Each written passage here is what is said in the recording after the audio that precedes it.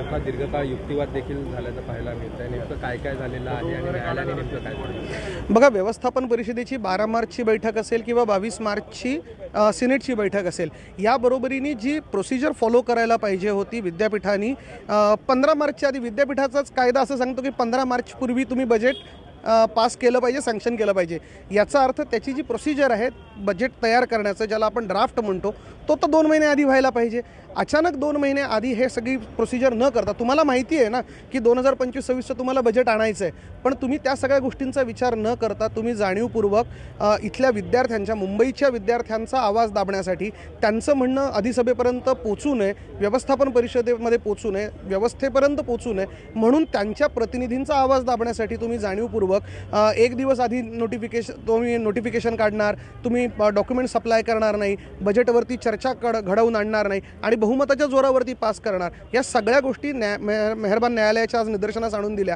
एक गोष्ट त्यामध्ये अशी लक्षात आली की 12 मार्चची जी व्यवस्थापन परिषदेची बैठक आहे, ती 12 मार्चची बैठकसुद्धा बेकायदेशीर आहे. मग या संदर्भात ज्यावेळेस हे युक्तिवादाच्या दरम्यान मेहरबान न्यायालयासमोर लक्षात आलं, तेव्हा आम्ही त्यांना विनंती केली की आम्हाला ती जी व्यवस्थापन परिषदेची बैठक आहे ती सुद्धा सेटअसाईड करण्यासंदर्भातली विनंती, ज्याला आम्ही प्रेयर म्हणतो, ती प्रेयर करण्याची परवानगी द्यावी. आज हायकोर्टाने आम्हाला ती परवानगी मेहरबान न्यायालयाने दिलेली आहे आणि मंगळवारी किंवा पुढच्या आठवड्यामध्ये, हायकोर्टाने पुढचा आठवडा असं सांगितलं, पुढच्या आठवड्यामध्ये याची सविस्तर सुनावणी नक्की होईल.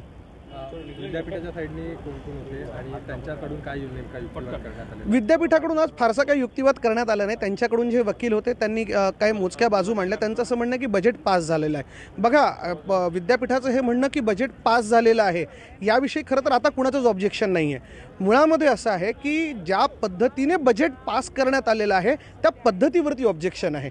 ती पद्धत जी आहे ती पद्धत बेकायदेशीर आहे. म्हणजे उद्या या देशातल्या सगळ्या लोकसभाच्या सगळ्या सदस्यांनी आणि विधानसभेच्या सदस्यांनी जर समजा असं सांगितलं की अमुक अमुक गोष्टीसाठी चोरी केली तर आपण फासावरती लटकवून टाकायचो, पोलिसांनी पकडल्या सुनावणी चालणार नाही, असा जर कायदा केला तर तो कायदा तर्कसंगत किंवा राज्यघटनेला अनुसरून असेल का? तर नाही.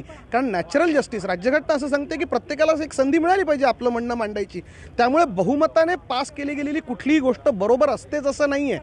म्हणजे बहुमताने तर हे ठरवलं होतं ना, या देशातल्या या राज्यातल्या महिलांनी शिकायचं नाही. एकमत होतं ना सावित्रीबाईंचं आणि महात्मा ज्योतिराव फुल्यांचं. त्यामुळे नेहमी बहुमत बरोबर असतं असं नाही आहे.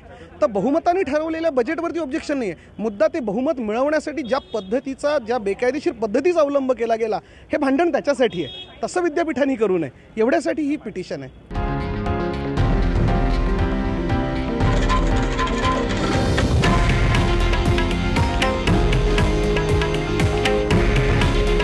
हे आहे देशातील नंबर 1 न्यूज नेटवर्क आणि आपण पाहत आहात TV9 मराठी. काळजी तुमची, हित महाराष्ट्राचं.